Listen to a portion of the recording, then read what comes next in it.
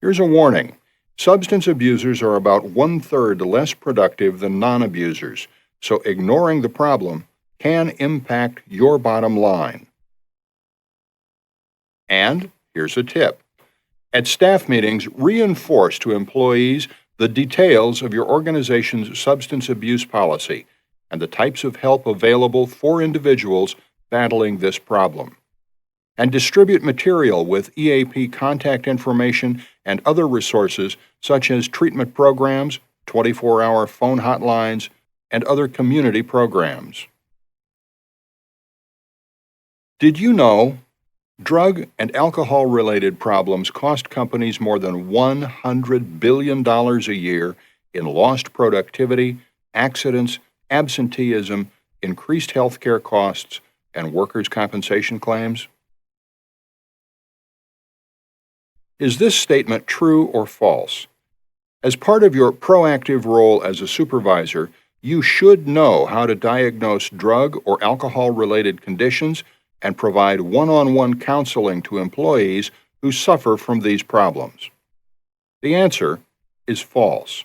Your job is not to diagnose substance abuse problems. Instead, it is to refer employees to the proper resources so that they get professional help. Now let's look at skill number 3, document your suspicion.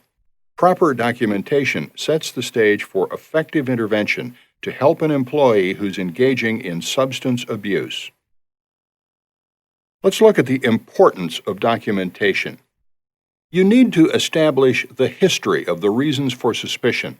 As time passes, they may become unclear.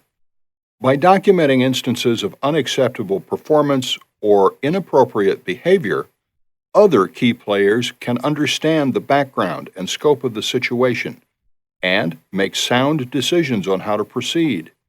There are more options and more flexibility to managing the employee, and the organization will be protected from potential legal challenges. Let's look at some characteristics of effective documentation. It's timely.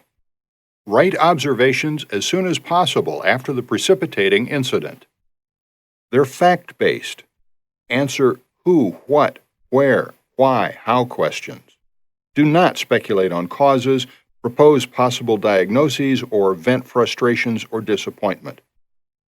They're confidential. Store employee data in locked cabinets. Create a password-protected filter on your computer if permissible. And do not casually share information with even the most trusted friends or colleagues. Here's how you use the documentation. It can be a useful reference when meeting with the employee. By citing more than one instance of signs or symptoms, there is a detailed account of what led to the meeting. And it can help the employee accept the seriousness of the situation and the need to address it. For other documentation, document the reasons why you want an employee to submit to a drug or alcohol test.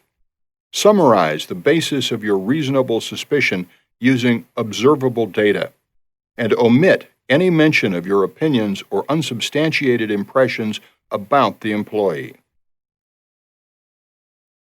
Make objective observations only. Describe what happened, when it happened, and how it fell outside acceptable boundaries, and include only facts, not hunches. Here's an example. Rather than write, "Dave was stoned," write, "I smelled marijuana on Dave's breath at 1:10 p.m. while we waited together for the elevator to go from the parking lot to the office. His eyes were glassy and he was clutching the handrail. When the elevator door opened, he almost fell over as he walked in." Here's a warning. While some organizations provide forms or checklists for supervisors' use to document their observations, lack of such forms does not mean you can skip this important documentation step. In the absence of worksheets, record what you observed on a blank piece of paper and add it to the employee's personnel file. And here's a tip. Sign and date each piece of documentation. Ideally, this should reinforce your timeliness in writing your observations soon after they occurred.